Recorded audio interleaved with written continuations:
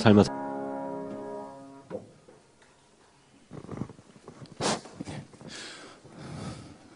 이렇게 우리 요리문답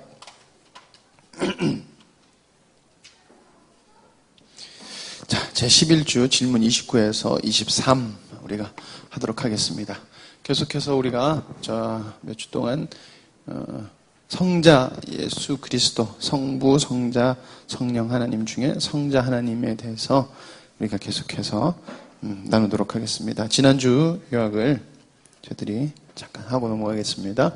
자, 나는 전능하신 아버지 하나님 천지의 창조주를 믿습니다. 라는 고백은 그 안에 어떤 고백을 담고 있느냐라는 것이었습니다. 그래서 첫 번째는 나의 하나님, 하나님이 나의 하나님이고 그리고 그 하나님은 나의 아버지인 것을 믿는다는 것입니다. 그냥 하나님 이런 게 아니에요. 그건 나의 하나님이고 나의 아버지라는 거예요. 우리가 다른 종교와, 그러니까 종교라고 말할 수 없죠. 그러니까 다른 종교와 우리 기독교를 구분하는 것 중에 하나가 뭐냐면은 하나님과 우리의 인격적인 관계가 있는 것이, 관계를 형성하는 것이 우리가 기독교라는 거예요. 다른 것은 신이라는 절대자로 존재하고 명령해서 말 안 들으면 저주하고 폭력을 행하는 신으로 이렇게 그려지고 있거든요. 왜냐하면 그게 왜 그러냐면은 결국 고대 근동에 있는 설화로부터 시작된 종교관들이 있기 때문에 결국엔 사람들의 새로 나온 생각에서 만들어진 신이기 때문에 인격적인 것 같이 보이지만은 내 말 안 들으면은 무자비하고 무지막지한 신으로 변해버려요. 그러니까 하나님은 절대 또는 선이기도 하셔야 돼요. 하나님이 우리가 두려운 이유는 우리가 죄인이기 때문에 하나님의 의를 다 이룰 수 없기 때문에 하나님은 하나님의 손품이 계셔서 심판하셔야 되는 것 때문에 우리가 그 심판이 너무 무서워. 왜냐하면 하나님의 심판이기 때문에 우리가 무서운 거지. 하나님은 사랑의 하나님이시라는 거예요. 절대 선의 하나님이시라는 거예요. 근데 다른 종교는 그렇지 않다는 거예요. 그리고 인격적으로 지금 우리의 은혜 시대에 살고 있거든요. 지금 우리가 살고 있는 이 시대를 은혜 시대라고 하는데 하나님과 인격적인 관계가 되는 거예요. 그래서 정말 우리가 부모와 자식 간의 관계가 있는 것처럼 관계가 있잖아요. 그렇게 관계가 되어지는 게 바로 하나님과의 우리의 관계라는 거예요. 그러니까 고백할 때 그 고백이 들어가 있어야 된다는 것입니다. 두 번째로는 인간의 연약함을 깨닫는 것입니다. 계속해서 얘기하지만 정말 넓은 우주, 어떤 사람은 그래요. 우주에 끝이 있다고도 얘기를 해요. 근데 그 끝을 사람이 절대 가볼 수는 없어요. 혹시 스타트랙이라는 영화를 보셨습니까? 스타트랙이라는 영화. 네, 우리 교회 성도님들 잘 안 보시죠? 우주로 작전을 하러 가요. 그래서 광속으로 날아가는데 우주 작전 범위가 몇 년이 걸리냐면 5년이라고 그래요. 광속으로 날아가는데도 5년이라고 그래요. 그러니까 지금 그건 우리 인간의 상상이죠. 근데 상상이지만 진실인 건 뭐냐면 그만큼 우주가 넓다는 거예요. 그만큼 그것보다 지난주에 얘기했던 그것보다 위대하신 분이 하나님이라는 거예요. 그거를 아주 간단하게 보시고 그것을 다 이해하고 아시는 분이 하나님이라는 거예요. 그 속에서 인간의 연약함이라는 것은 정말 한이 없이 연약한 거라는 것입니다. 세 번째로는 연약하기 때문에 그러면 우리 누구를 의지해야 되냐는 거예요. 바로 하나님을 의지해야 된다는 거예요. 우리 예성이가 장난감 로봇을 만지다가 안 되면 무조건 저를 불러요. 왜냐면 저는 로봇을 어떻게든지 만들어서 주거든요. 자기 엄마 절대 안 불러요. 왜냐면 못 만들어요. 우리 사모는 조립 이런 거 되게 못해요. 그래서 안 만들어줘요. 그래서 뭐가 되다가 안 되면 저를 불러요. 근데 뭐가 제 엄마한테 필요한 것은 엄마를 불러요. 뭐냐면 애들도 자기가 필요한 것이 누가 해준다는 거 다 알아요. 그것처럼 자기가 못하니까 해주는 사람을 부르는 것처럼 우리가 하나님을 불렀을 때 우리는 하나님한테 절대적으로 의존해야 되는 존재다. 라는 것을 고백해야 된다는 것입니다. 그리고 선으로 나를 인도하시는 분. 이 선이라는 것은 우리에게 좋게 가는 것이 아니라는 거예요. 하나님의 창조주라는 하나님이 뜻인 창조의 의도 속에서 하나님은 하나님의 백성에게 행하신 당신의 이 뜻이 이루어지는 그 은혜 자리에 누릴 수 있게끔 하시는 그 선으로 인도하시는 하나님이다 라는 것입니다. 두 번째가 섭리라는 것이에요. 그래서 하나님은 하나님의 뜻을 이루시기 위해서 섭리라는 것을 하셨는데 섭리라는 것은 창조물을 다스리고 인도하신다는 거예요. 그래서 그 안에 우리가 배웠던 것이 희노애락이라는 것을 배운 거예요. 희노애락. 그러니까 슬픈 일, 기쁜 일, 좋은 일, 나쁜 일 모든 것이 하나님은 하나님의 선에 그리고 하나님의 창조의 의와 의를 이루어가는 하나님의 섭리다라는 것입니다. 그리고 인간의 피로도 채우시지만 인간의 피로를 채우는 것이 섭리라고 이해를 해서는 절대 안 된다는 것이에요. 그래서 지난주에 마치고 목사님께서 간단하게 얘기를 해주셨던 게 참 정리가 잘 되는데 하나님의 창조 의도의 관점에서 섭리를 반드시 봐야 된다는 거예요. 이것을 벗어나면은 무속신앙이나 이방인들이 가지고 있는 신앙이라고 하는 거 있잖아요. 그래서 그런 게 무엇을 막을까 무엇을 마실까 너희들 염려하지 마라. 이것은 누가 구하는 것이다? 이방인들이 구하는 것이다 라고 얘기했잖아요. 근데 가만히 보면 우리 그리스도인들이 그렇게 많이 구하잖아요. 그렇죠? 무엇을 먹을까 무엇을 마실까. 이게 왜 그러냐면은 창조 의도가 빠져버리면 그럴 수밖에 없다는 거예요. 우리가 구할 때. 그렇다는 것입니다.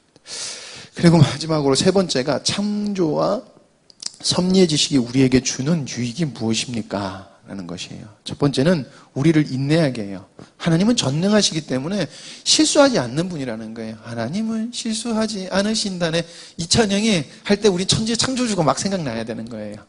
그 정말 하나님의 위대함과 변함이 없으심 이런 것들이 우리 마음속에 딱 와야 된다는 거죠. 그래서 감사하게 된다는 거예요.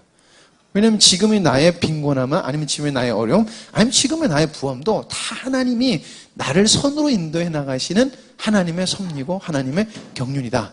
그러니까 감사할 수밖에 없는 거예요. 그리고 세 번째로 그렇기 때문에 절대적으로 의지할 수밖에 없다. 왜? 전능하시고 모든 것을 인도하시고 섭리하셨기 때문에 라는 것입니다. 그게 지난주에 우리가 나눴던 말씀입니다. 이번 주 11주의 핵심 내용을 보도록 하겠습니다. 첫 번째가 성자를 왜 우리가 구주라고 부르는가라는 거예요. 성부, 성자, 성령 이제 하나님 할 건데 성부 하나님 우리가 배웠어요. 성자 하나님 왜 구주 예수라고 부르냐라는 것이에요. 아마 여기서 다 다루지지 않는 이번 주에 다루지지 않는 내용들은 계속해서 다뤄질 거예요. 그래서 이거 좀 더 다뤄야 되는데 이게 좀 왜 말씀을 안 제가 말을 안 전할까 하는 것은 다음에 계속해서 나와요. 왜냐하면 예수님의 사역을 얘기할 때는 계속 중복되게끔 계속 설명이 되어지기 때문에 오늘은 여기서 말하는 여기 핵심만을 여러분들이 기억하시면 될 것 같아요. 자, 그러면은 두 번째로 나눌 게 구원의 행복을 다른 곳에서 혹시 찾을 수 있느냐는 거예요. 이 질문이 참 독특한 질문이에요. 그리스도인에게 이게 그리스도인 불신자는 물론이고 이 질문 자체가 그리스도인에게 하는 말이에요. 신자들에게 하는 말이에요. 자, 그래서 11주의 핵심 질문은 결국에는 삼위일체 제2위이신 성자 하나님에 관하여서 배우는 것입니다. 성자 하나님의 사역. 성자 하나님 예수 그리스도. 여러분 이 고백은 첫 번째하고 똑같아요. 전능하신 성부 하나님을 믿는 것과 동일한 것이에요.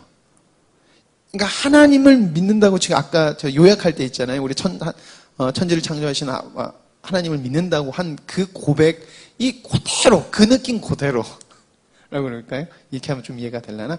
그대로 동일한 고백을 하는 거예요. 아버지니까 성자니까 성령이니까 다른 게 아니에요.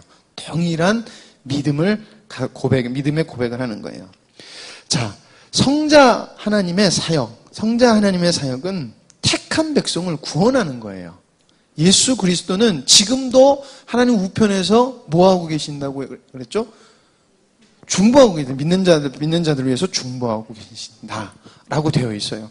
그러니까 성자의 사역은 하나님의 경륜이라는 그 속에서 삼위의 은혜를 이렇게 구분했을 때 성부 하나님은 구원을 작정하시고 성자는 지난주에 했죠. 성자는 이루시고 성령은 뭘 깨닫게 하시는 이 사역을 하심으로 하나님이라는 근본 하나님의 사역을 이루어 가시는 거예요. 하나님의 경륜을 이루어 가시는 거예요. 그때 모든 고백은 하나님의 그러니까 성부, 성자, 성령에 대한 모든 존엄과 위엄 그리고 그분에 향한 고백은 동일한 게 돼야 돼요. 근데 우리가 잘못하다 보면 계속해서 성령의 사역은 성령님은 조금 낮고 이런 식으로 되는 경향이 많은 것 같더라고요. 절대 그게 아니라는 거예요. 자, 다시 성자 하나님의 사역으로 들어오면은 이런 구원이라는 것이 무엇입니까?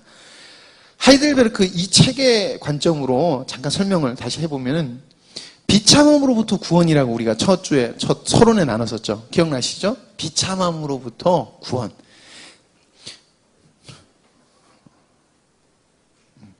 그 비참함이라는 것은 죄와 사망, 심판, 그리고 악한 것들, 원수, 사탄으로부터에 대한 자유라는 거예요. 자, 그래서 이 구원을 시키는 분을 바로 구원자, 구주라고 하는 거예요.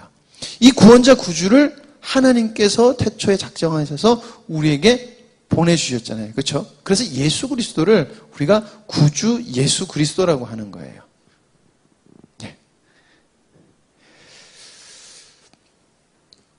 자, 같이 읽겠습니다. 시작. 하나님은 한 분이시요 또 하나님과 사람 사이의 중보도 한 분이시니 곧 사람이신 그리스도 예수라.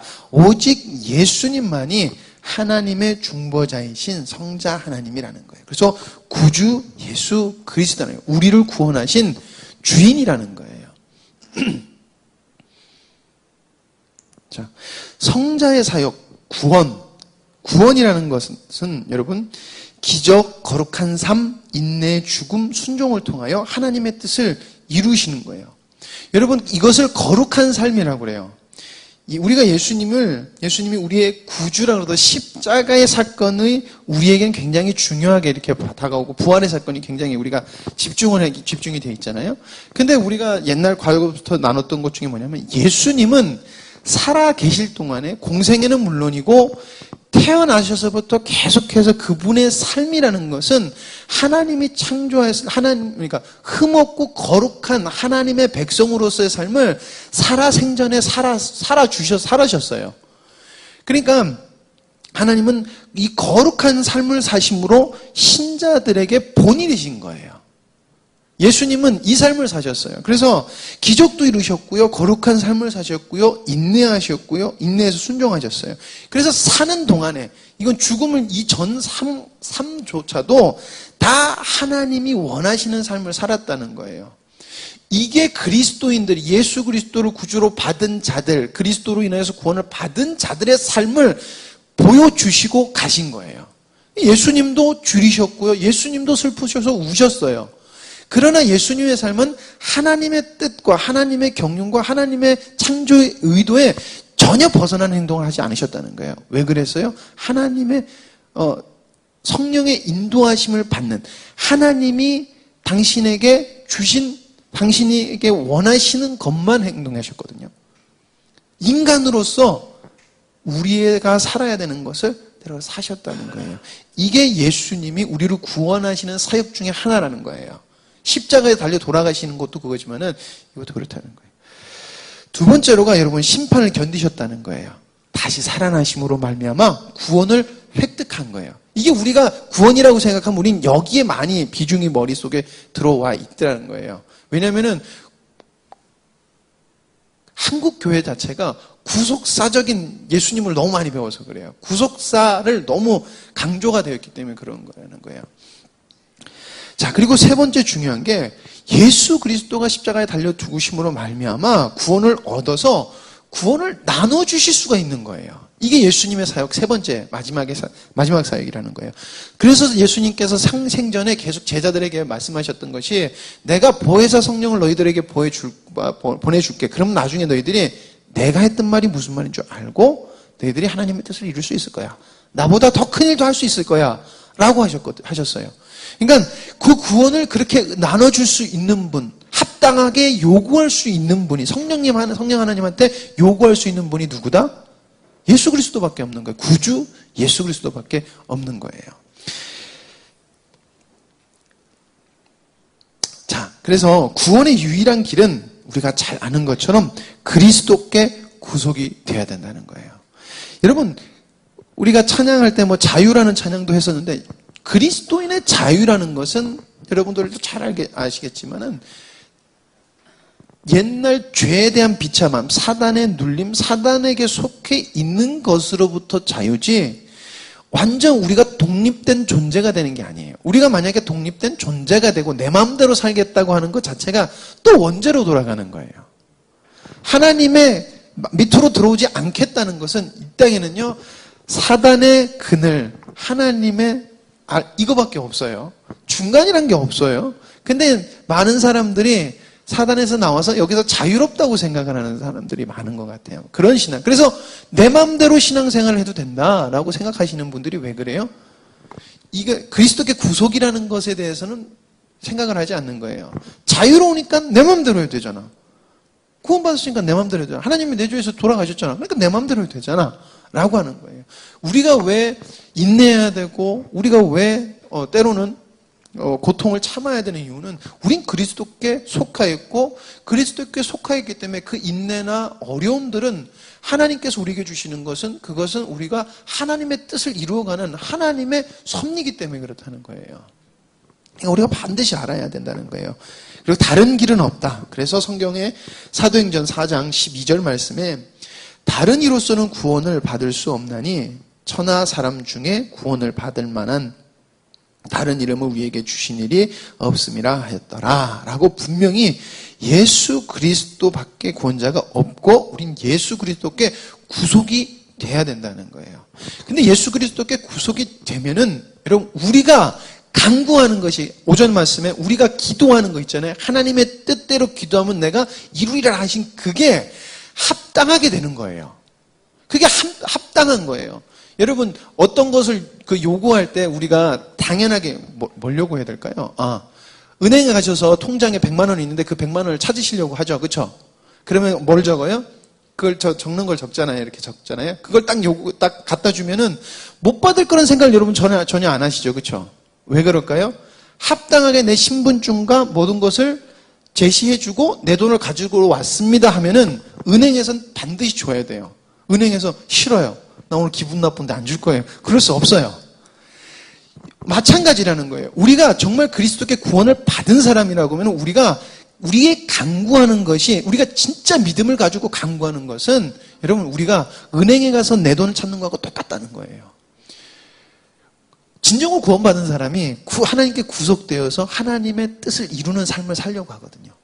그래서 신자의 하나님 그러니까 역사를 봐도 기적적으로 신자의 기도를 들으시는 이유가 뭐냐면 우리가 그리스도께 구속이 되어 있기 때문에 그래요. 우리가 그리스도로 인해서 구주 예수 그리스도로 구원을 받아서 그렇게 되는 것입니다. 자, 구원의 유일한 길. 자, 그리스도인으로 인한 구원의 단계라는 것이에요. 첫 번째는 여러분들 예수 그리스도로 말미암아 구원을 이렇게 받는 단계를 보면 갱신이에요. 이 갱신이라는 것은 철로역정에서 이렇게 보면은 아직 구원받은 믿음의 확정, 그 믿음의 확신 있는 믿음은 아니에요. 이러면 내가 망하게 되었다는 것을 성령의 조명으로 그냥 알게 되는 거예요. 깨닫게 되는 거예요. 이건 믿음하고 좀 별개예요, 여러분들. 좀 아셔야 돼요. 그래서 내가 망하게 되었구나. 그래서 철로역정을 보면은 거기 있는 크리스천이라는 주인공이 죄를 메고 이 죄를 해결받기 위해서 인도자가 가르쳐주는 전도자가 가르쳐주는 곳으로 막 걸어가요. 이게 갱신의 상태예요. 예수 그리스도를 믿으려고 하는 믿음을 가지려고 달려가는. 자, 그러면 하나님께서는 예수 그리스도를 통해서 창세전에 계획된 자에게 다음에 뭘 주시냐면 바로 믿음을 주세요. 이런 믿음, 하나님께서 주는 믿음이 우리 신자 안에 박히면요, 그때 그 구원이 그들에게 확증이 되는 거예요. 그러니까 이걸 받아서 확증이 되는 게 아니라 우리가 구원받은 자로서 인생이 완전히 변하는 거예요. 사람이 짠 바뀌는 게 아니라 그렇잖아요. 옛날과는 전혀 다른 길을 가는 존재가 되는 거예요. 어떻게 가능하냐? 그것이 바로 그리스도로 인하여서 우리에게 믿음을 주셨기 때문에 그래요. 그래서 이렇게 믿음을 받은 자들이 받는 것이 바로 용서예요. 그래서 철로역정에서 이 용서의 단계까지 보면은 십자가에 가서 자기가 구원받았다는 그 믿음을 주면은 죄가 툭 떨어져 내려가서 그 죄가 아예 안 보이게 완전히 떨어져 나가요. 다시는 그 크리스천 주인공이 그 죄를 지고 가지 않아요. 그래서 용서를 받는다는 거예요. 깨끗해서가 아니라 하나님이 의롭다 하심을 여겨주셨기 때문에. 그게 왜 가능하냐면 그리스도께 구속됐기 때문에. 그리스도께 구속된 사람들이 바로 믿는 사람들이거든요. 그 믿음을 누가 주셨어요? 하나님이 주셨어요. 그러니까 은혜라는 거예요. 갱신, 구원, 용서 이렇게 된다는 것입니다. 자, 예수 그리스도의 사역. 첫 번째가 구원이 죄인들에게 유욕해 하심이라는 거예요. 유효하게 하셨다라는 것입니다. 하나님이 태초에 만약에 쉽게 말하면 예수 그리스도께서 오셔서 십자가에 달려 돌아가시지 않으시고 하나님이 원하는 삶을 살아내시지 않으셨다면요, 구원이라는 것은 인간에게 전혀 해당이 없는 거예요. 쉽게 말하면. 전혀 해당이 없는 겁니다. 두 번째로는 성령의 열매를 누리게 하심, 가능케 하셨다는 거예요. 신약을 보면은 성령의 역사를, 성령의 막 그런 좀 신비한 일들을 이렇게 간혹 하나님께서 발생하게 하세요. 특정 인물들에게. 그러나 성령의 역사이심이나 성령의 이런 것들은 구약 시대, 그러니까 성령이 오시기 전까지는 좀 이렇게 특별한 거였어요. 그러나 지금 여러분들, 우리는 누구든지 우리가 주님의 이름을 부르면은 성령이 우리 속에서 성령의 열매, 사랑, 희랑, 화평, 자비, 양성, 충성, 온유, 절제라는 그 성령의 열매를 우리 삶 속에서 누리게 하신다는 거예요. 그래서 우리가 그거를 어떻게 얻어요? 기도로 얻는 거예요. 그러니까 기도에서 딱 오전에 목사님께서 그랬잖아요. 이렇게 기도할 때, 기도하고 여러분들이 은혜 받기 위해서 막 기도한 다음에 와서 말씀을 들으면은, 아이씨, 오늘 목사님 말씀 왜 이렇게 또 길어? 이러지지 않는다는 거예요. 말씀이 더 은혜가 되고, 찬양이 더 은혜가 되고, 그렇다는 거예요. 그게 얻어질 수 있는 이유가 뭐예요? 내가 마음을 다시 먹었기 때문에, 그렇게 보시려면 그렇게 보셔도 돼요. 근데 믿음의 사람은 왜 그러냐? 성령이 우리 마음속에서 역사하시는 성령의 열매를 우리가 그 시간 누리고 있다는 거예요. 성령의 열매를 누린다는 것은 여러분 이렇게 먼 것이 아니고 희귀한 게 아니에요. 지금 우리에게는. 우리가 하나님 앞에 간구하고 기도하면서 그 열매를 구했을 때, 합당한 열매를 구하면은 그것은 우리에게 즉시로 나타나는 거예요. 즉시로 누릴 수 있게. 이걸 예수 그리스도께서 이루어 놓으셨다라는 것입니다. 자, 그리고 소망을 주셨다는 거예요. 어려운 일이 있으나 힘든 일이 있으나 우리가 천국 소망을 가지고 가고, 하나님은 실수하지 않는 분이시라는 소망과, 하나님은 위대하시고 모든 것을 협력하여 선을 이루시는 하나님이다 라는 소망이 우리에게 있다는 거예요. 계속해서 소망이 생기는 거예요. 자, 그리고 양자의 영으로 하나님께 자유롭게 나아가게 하셨다는 것이에요.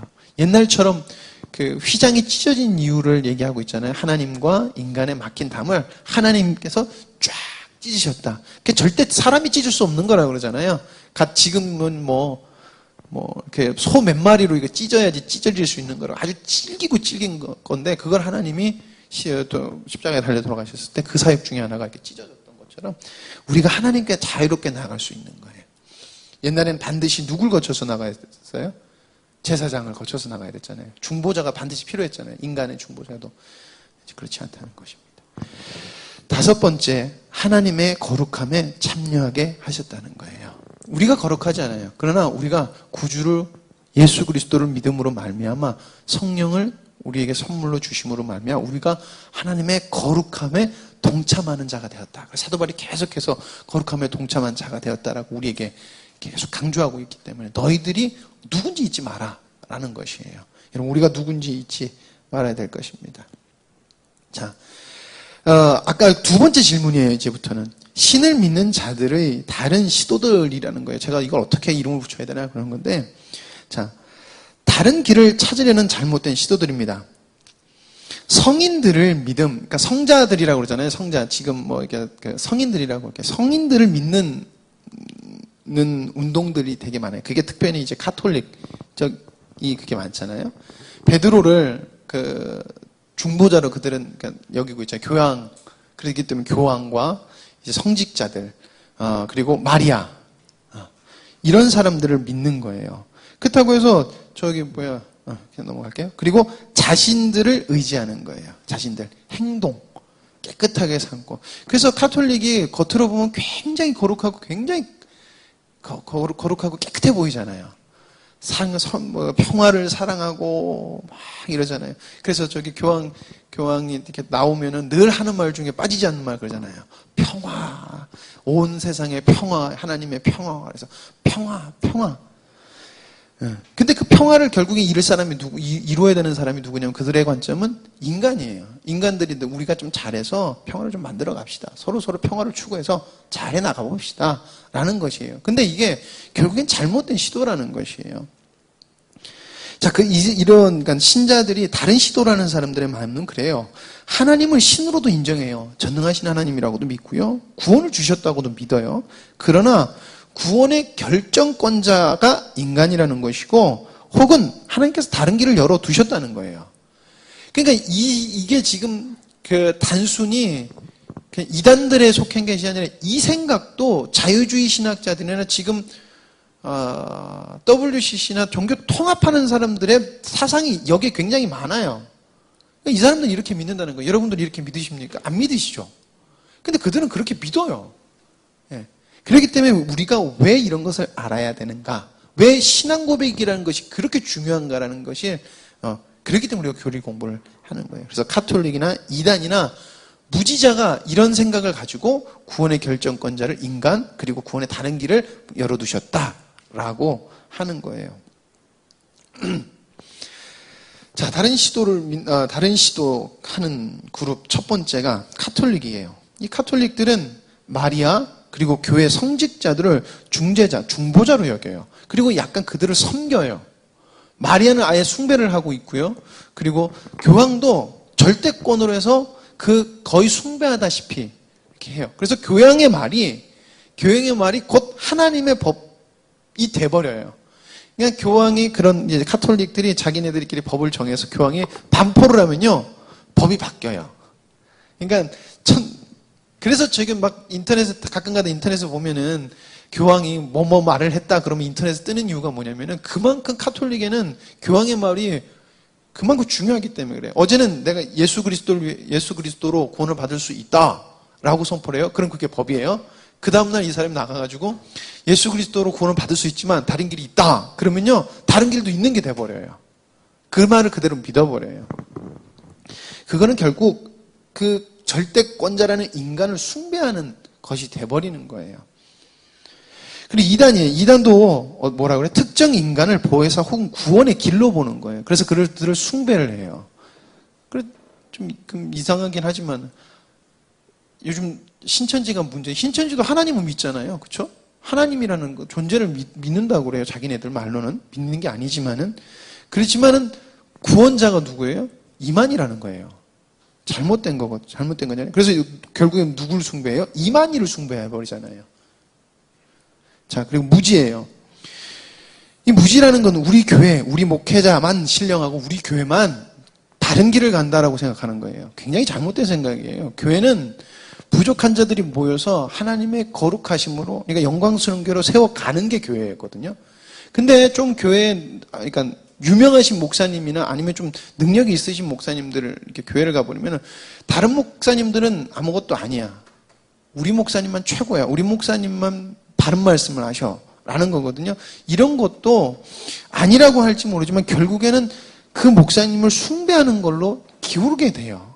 그래서 많은 지금 이단들이 발생하는 곳 중에 뭐냐면 그렇게 특정한 강한 뭐라 할까, 좀 능력이 있다고 하는 목회자들이 말씀과 이런 것을 연계하는 것이 아니라 은사나 이런 쪽으로 치우치다 보면 결국엔, 그리고 성도들도 그 목사님을 막 너무 절대 신뢰 따르는, 그러니까 신뢰는 필요하지만은 숭배하는 것까지로 그 수준으로 넘어가다 보니까 컨트롤이 안 되는 거예요. 그럼 결국에는 이단이 되고 잘못된 것으로 가는 것들이 한국교회 부지기수로 이렇게 나타나거든요. 그래서 이런 것들이 잘못된 거다라는 것이에요. 그리고 수행 종교, 도 닦는 거라고 그러잖아요. 그래서 어떤 분들 나 혼자서 예수님 잘 믿으면 되지라는, 그래서 교회 안 나가도 내가 뭐 믿음 생활 잘하는데 이런 말도 있고, 인간의 노력으로 구원받을 수 있다. 그래서 그 경건한 삶을 산다. 그래서 금욕주의, 뭐 그래서 뭘 안 하고 뭐 이런 식으로 하는데 그것도 잘못됐다는 거예요, 여러분들. 이러한 시도들은 바른 신앙이 아니다라는 것입니다. 자, 다른 시도가 잘못된 이유는 첫 번째로 구원과 행복을 구원과 행복을 자기를 위한 것으로 여기기 때문에 그래요. 자기를 위해서 그것을 얻고 싶어 하는 거예요. 근데 우리가 교회 충성하고 우리 교회에서 우리가 선포하는 말씀이 뭐예요? 우리는 우리의 모든 것, 아니, 성경에서 말하는 것은 인간의 모든 삶이라는 것은 하나님께 영광을 돌리는 창조 의도를 이루는 것으로 되어 있어요. 그런데 잘못된 신앙이 나오는 게 첫 번째가 구원과 행복을 자신의 것이라는 거예요. 그냥 교회가 교회답지 못해질 수밖에 없는 이유는 성도들의 말이죠. 그러니까 성도들의 기분을 맞추려고 해버리면 교회는 끝장나는 거예요.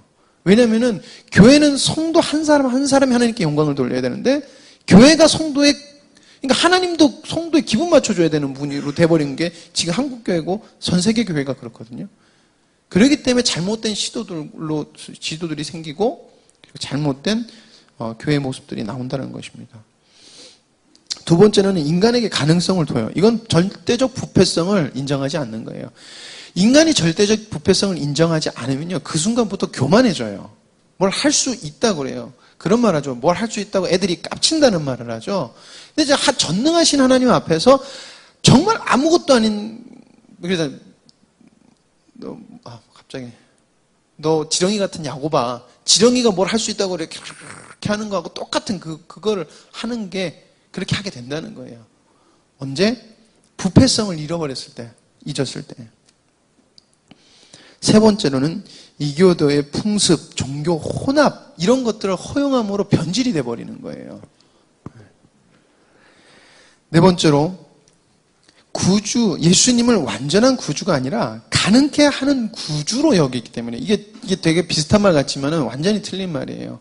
예수님은, 하나님은 구원을 완벽하게 이루신 분이에요. 그래서 우리가 죽도록 노력 안 해도 죽도록 노력 안 해도 우리는 구원 받아요. 근데 구원을 받은 사람은 예수 그리스도를 위해서 죽도록 살 수밖에 없어요. 그러니까 그래서 이게 되게 행동을 얘기하는 사람들이 예수님 진짜 믿는 사람이 야 죽도록 충성하지 않았냐? 그 사람들이 죽도록 충성했으니까 주님께서 믿음 주셨다. 근데 그 말도 맞는 건데 아니에요. 구원은 완벽하게 하나님께서 이루셨어요. 그리고 그 구원을 하나님의 전능함을 맛본 사람은 하나님을 위해서 자기 목숨을 다해서 살 수밖에 없어요. 왜냐하면 하나님은 전능하시기 때문에 그래요. 똑같은 거예요. 예수 그리스도께서 전능하시기 때문에 아들을 만난 자는, 구주를 만난 자는 자기 인생을 들여서 하나님 앞에 살 수밖에 없고 자기 인생을 하나님이 기뻐하시는 삶을 살아가도록 날마다 노력할 수밖에 없는 거예요. 자, 가톨릭, 알미니안주의자, 성부, 성자, 성령을 믿습니다. 그러나 구원을 얻는 길, 혹 중재자를 인간으로 보는 거예요. 절대 그래서는 안 된다는 것입니다. 자, 같이 읽겠습니다. 시작. 이는 다름이 아니라 너희가 각각 이르되 나는 바울에게, 나는 아볼로에게, 나는 게바에게, 나는 그리스도께 속한 자라 하는 것이니 그리스도께서 어찌 나뉘느뇨? 바울이 너희를 위하여 십자가에 못 박혔으며 바울의 이름으로 너희가 세례를 받았느뇨? 여러분, 이게 분파. 그래서 나는 이게 벌써 예수님이 승천하고 올라가신 지 얼마 안 돼서도 벌써 저런 일이 있었다는 거예요. 그러니까 여러분, 성경을 우리가 나도 모르게 성경에 교훈된 것, 그러니까 예수님을 믿어라라고 하는 측면은 우리는 믿고 있으니까 안 들어도 돼라고 생각하는데, 우리가 얼마나 시시때때로 예수님을 불신자처럼 행동하는지 계속해서 성경은 보여줘요. 그래서 그리스도께 계속 간구하고 기도하고 그리스도의, 그러니까 성령으로 인한 그 삶을 사모하며 나가야 되는 것을 성경은 끊임없이 우리에게 가르쳐주고 있는 거예요. 그러니까 성경은 모든 것이 우리에게 속한 말이라는 거예요. 자, 그러면 11주 요약을 하면 첫 번째는 왜 성자를 구주 예수라 부르는가? 우리를 구원하신 유일한 분이고 유일한 길이기 때문에 그렇다는 것입니다. 잠시만요.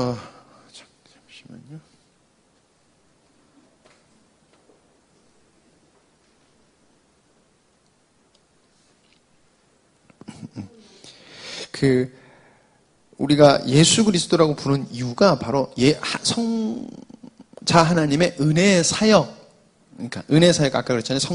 성부 하나님의 은혜 사역이 있고 성자 하나님의 은혜 사역이 있고 성령 하나님의 은혜 사역이 있다라고 말했는데 구주라는 것은 우리의 구원주가 되시고 우리의 주인이 되어 주시는 분이 바로 예수 그리스도라는 거예요. 그래서 그 사역, 은혜의 사역으로 인해서 우리가 성자 예수 그리스도라고 부르는 것입니다. 그러니까 여러분 우리가 성자 예수 그리스도라는 것을 부를 때 오늘 나눴던 그 믿음이 우리 속에 있어야 돼요. 이것이 함께 우리 삶 속에서 연계가 돼서 나와야 되는 거예요. 근데 이걸 연결시키려고 하는 게 아니에요. 그냥 우리가 성령의 인도하심을 받으면 이게 우리 삶 속에서 전반적으로 함께 역사가 돼요. 그래서 성령님께서 들은 것을 내가 너희들이 깨닫게 해줄게라고 약속하셨잖아요. 그래서 우리가 말씀을 잘 듣고 성령의 인도하심을 받으려고 하면은 하나님이 생각나게 하셔서 계속해서 성령으로 인한 삶을 살도록 하신다는 것입니다. 그것을 이루신 분이 예수 그리스도다라는 것입니다. 두 번째로는 구원의 행복을 다른 곳에서 찾을 수 있나? 구원의 길을 다른 곳에서 예수님을 믿고 하는 사람들이 다른 시도를 하는데 있냐라는 것이에요. 그리스도가 아닌 다른 어떤 곳에서도 구원의 행복과 구원의 길을 찾을 수가 없어요. 그렇기 때문에 여러분 우리는 타협할 수가 없는 거예요. 다른 길이 없기 때문에.